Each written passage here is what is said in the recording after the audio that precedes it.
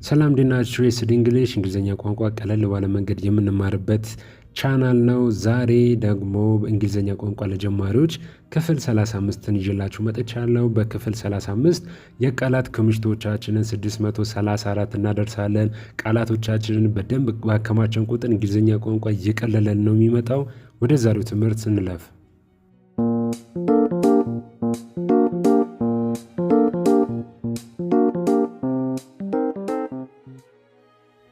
እሺ ተማሪዎች ከዚህ ቀደም በክፍል 34 እስከ 617 ድረስ ተማምረን ነበር። ዛሬ ደግሞ የቋንቋ ክምችቶቻችንን ከ618 ጀምረን እናሰፋለን ማለት ነው። የመጀመሪያችን የዛሬው 618ኛው ዋች ማየት መመልከት፣ ዋች ማየት መመልከት ይሆናል። ዋች 619 ሉክ መመልከት፣ ሉክ መመልከት፣ ሉክ መመልከት። 620ኛው ስሜል ማሽተት፣ ስሜል ማሽተት፣ ስሜል ማሽተት። ቴስት መቅመስ፣ ቴስት መቅመስ፣ ማሽተት ስሜል አለን፣ መቅመስ ደግሞ ቴስት ነው። ታች መንካት ነው። ታች መንካት ነው። ብዙዎቻችሁ የምታውቁት ታችን ከስክሪኑ ጋር ነው። ታች ስክሪን ይባላል በእኛ ሀገር። ስማርት ስልኮችን ለመግለጽ ስንፈልግ የምንጠቀምበት ነው። በተለምዶ የመጣ ነው። ምክንያቱም ታች የሚለው ቃል መንካት ነው። ታች ስክሪን ሲባል ደግሞ ስክሪኖቹ ታች በመደረግ የምንጠቀምባቸው ስልኮች ለማለት ነው። ታች ማለት መንካት ማለት ነው። ፊል ስሜት ነው። ፊል ስሜት ነው። ፊል ስሜት ነው። ብዙ ጊዜ ስለ ስሜት ስንጠይቅ ስሜቶቻችን መናገር ስንፈልግ ፊል እንላለን። ከስሜት የተገናኙ ቃላቶችን ከዚህ ቀደምም አይተናል። ስሜቶችን ብቻ የምንገልጽባቸው ቃላቶች አሉ። እነሱን ተመልክተናል። ገብታችሁ ተመልከቱ። ኤስዲ እንግሊሽ 1 ላይ ኤስዲ እንግሊሽ 1 ወደ 72000 ይጠጋን ነው ሰብስክራይበርስ በዩቲዩብ ላይ እንዲሁም ደግሞ በቲክቶክም በቴሌግራምም አለን። ገብታችሁ እናንተ በምትወዷቸው ፕላትፎርሞች በሚመቿችሁ ሶሻል ሚዲያዎች የኛን ትምህርቶች ማግኘት ትችላላችሁ። ከእናንተ የሚጠበቀው ኤስዲ እንግሊሽ ብላችሁ ሰርች ማድረግ ነው። ከዛም ባለፈ ደግሞ እኛ ዲስክሪፕሽን ላይ እናስቀምጥላችኋለን። እሱ ውስጥም ገብታችሁ ትምህርቶችን ማግኘት ትችላላችሁ። ከዛ ባለፈ ደግሞ ኤስዲ እንግሊሽ 1 የዩቲዩብ ቻናላችን ላይ የንግግር ልምምድ እያደረግን እንገኛለን። ይህ የንግግር ልምምድ እጅግ በጣም ጠቃሚ ነው ለእናንተ። እነዚህ ቃላቶች 623 ደርሰናል። አሁን እንኳን 623 ቃላቶችን አወቅን ማለት ቀጣይ እንግሊዝኛ ቋንቋን ለመናገር እንግዳን ሆነ ማለት ነው። ልክ እንደዚህ ሁሉ ደግሞ እንዴት መናገር እንዳለብን ማወቅ አለብን። ቃላቶች ተገጣጥመው የሚሰጡትን ትርጉም እነሱንም እያየን ነው። በቁጥር በምስልም ጭምር ደግፈን እያየን ስለሆነ እሱን ተከታተሉ። 624 ጃምፕ መዝለል፣ ጃምፕ መዝለል።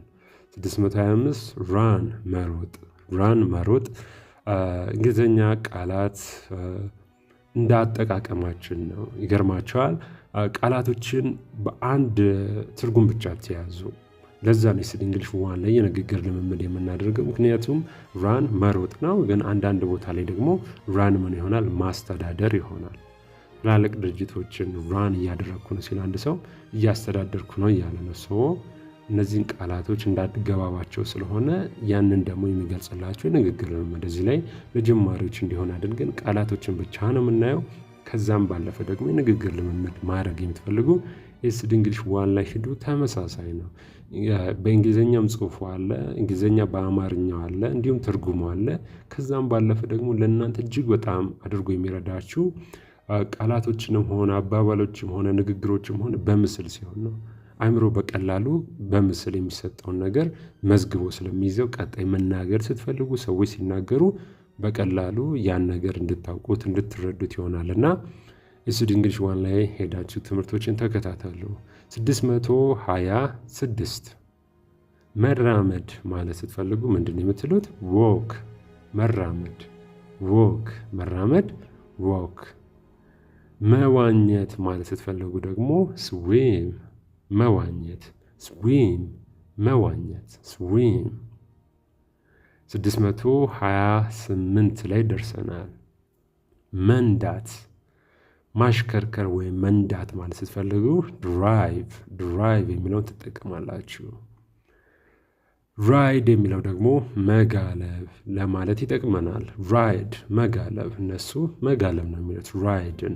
ከፈረስ ባለፈ ራይድ የሚሉት እነሱ ሞተርንም በራይድ የሚጠቀሙት እንደ መጋለብ እንደ ማሽከርከር ራይድን ይጠቀሙታል ማለት ነው። እኛ ሀገር በመኪና ለመግለጽ ይሞክራሉ። ራይድ ማለት እንዳልኳችሁ መጋለብ መንዳት ማለት ነው።